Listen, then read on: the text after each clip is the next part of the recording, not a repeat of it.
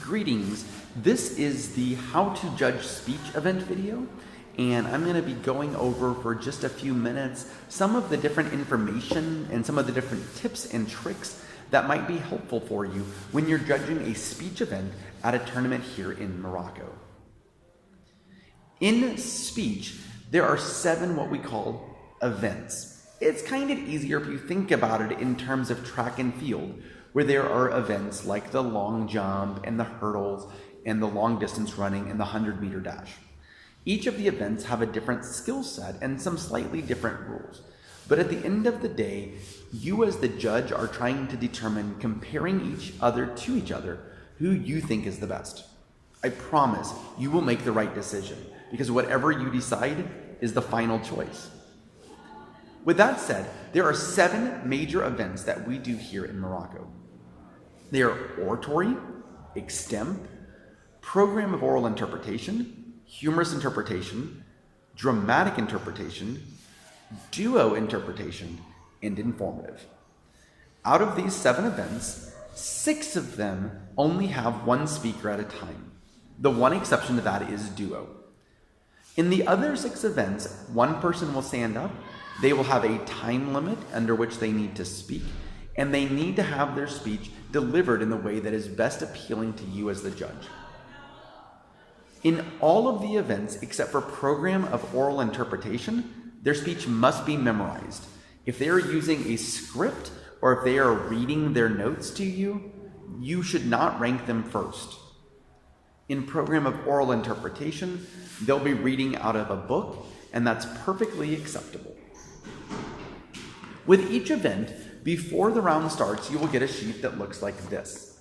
It has your name up in the top right-hand corner. It tells you the event in the top left-hand corner.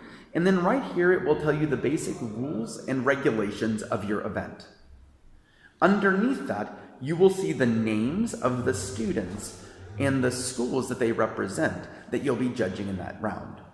What you need to do is listen to the round. If you think someone is fantastic, that means that they deserve the 1. If someone is the second best, give them the 2. If someone is the worst, they might get the 5 or the 6, whatever is the most number of people in your room. Besides the rank, you should also make sure to give them points. Points are ranked from 1 to 30 and tell us how good you thought they were. If they were the best thing you've ever seen, give them a 30. If they were not very good and they need a lot of improvement, you may give them a 20 or an 18. If they're somewhere in the middle, give them a 23 or a 24. Really, this is very subjective, but whatever you think is going to be fantastic. And finally, I would suggest you also write down the time. In all of the events, they are given a certain amount of time to speak. That will be in the rule sheet that you get handed at the very beginning of the event.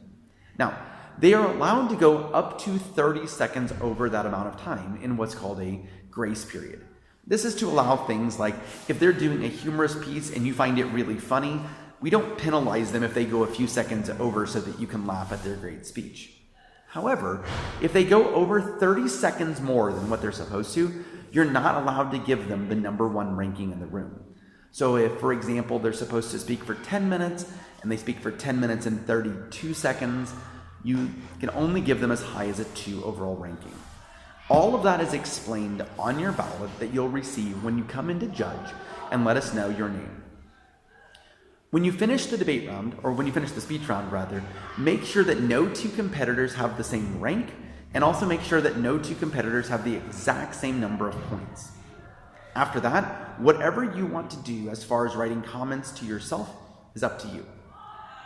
Oftentimes, when I'm judging, what I will do is on the back of the sheet of paper, I will write down after each speaker where they rank compared to all the others. So, for example, when the first person speaks, they're automatically number 1. Then, I will compare the second speaker to the first, the third speaker to the first and second, and so forth and so on. And that way, at the end of the time, I can just look through and say, oh, the first speaker was the best the whole time, or maybe the 4th speaker was. The reason I do that is because it's a lot easier to remember right after that speech how good it was than trying to remember after almost an hour of speaking. How good was the second speaker compared to the 4th speaker? sometimes those things can get a little bit more complicated. So with that said, at the end of the round, make sure you sign your ballot. Also, there's a place on there for you to put your phone number just in case we have any questions. Bring it back to the tab room, which is where you picked it up originally, and we'll give you your ballot for the next round. I promise you're going to do great with this. If you have any questions, feel free to ask me or ask any of the other coaches, and we'll be happy to answer your questions for you. Thank you so much. Have a good day.